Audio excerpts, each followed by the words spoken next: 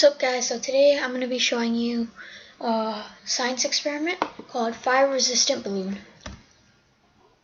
So some background information that you need to know for this demonstration is that balloons that you should use are normal balloons and not special balloons that you make. And you also need to know that water basically soaks up heat very easily, and that warm water rises while cold water sinks, and that hot air expands while cold air condenses. So most of this you'll learn in about 8th grade from where I live, so yeah. And then also the most obvious thing, thin layers let the heat go through them easily. And the one definition you will need to know in this demonstration is soot. It's basically a black powder that is produced when an object comes in contact with a flame or fire, and then it's the result of the burn. Materials you're going to need: some regular balloons, anything is fine, water, tap water, it doesn't really make a difference, matches or a lighter, and you're going to need a candle and, if required, safety goggles.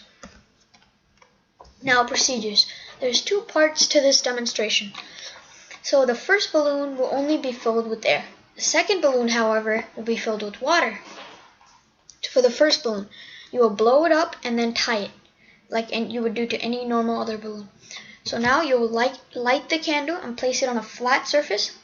Hold the balloon over the candle at a safe distance so that it doesn't pop immediately, and lower it as much as you can before it pops. And it will pop soon enough. Second thing, now fill the balloon with 60 milliliters of water. I personally didn't even bother measuring it to exact, but it worked. Blow it up and tie it. Now slowly lower the balloon over the flame so that the part that has the water is what is coming near the flame. So I personally had the water on the bottom of the balloon. That way I could lower it easily by holding it from the top and then just lower it continuously over the flame. You can hold it for as long as you want. I held it for about 20 seconds, because I know it's not going to pop. So the results. The first one, the balloon will pop once it comes even anywhere near the flame. Second one, however, the balloon will remain intact even when it touches the fire. And then there's some sort of soot on the part where the balloon touched the fire. So yeah, there's something you should observe is the fact that the second balloon actually touched the fire, and yet it still didn't pop, while the first balloon just automatically popped. Now you might be wondering why. So the balloon filled with only air, the heat, when it comes into the vicinity of the balloon, weakens the skin of the balloon even after it passes through. So once it passes through, there's nothing to contain it, so it just keeps on weakening the outer layer of the balloon.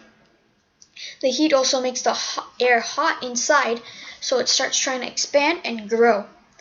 Now, the outer layer of the balloon can't really stand much pressure because of how it's been weakened already, that it just pops.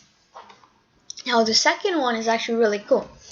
The heat doesn't weaken the skin as much because once it takes the initial damage to the skin and then it goes in, it's automatically absorbed by the water.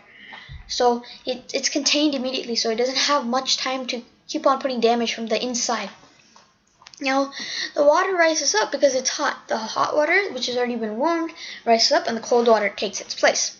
And this process just keeps on repeating over and over. It keeps on repeating over and over because the warm water and cold water are relative to each other. So the one that went up top is if the one that went up top is the warm water, then the water below is going to get hotter, and it's going to be hotter than the initial warm water which is above, so it'll just resume. And that is the end. Hope you guys understand, and if you have any questions, please do feel to post a comment. I will definitely respond. Thank you, and have a nice day.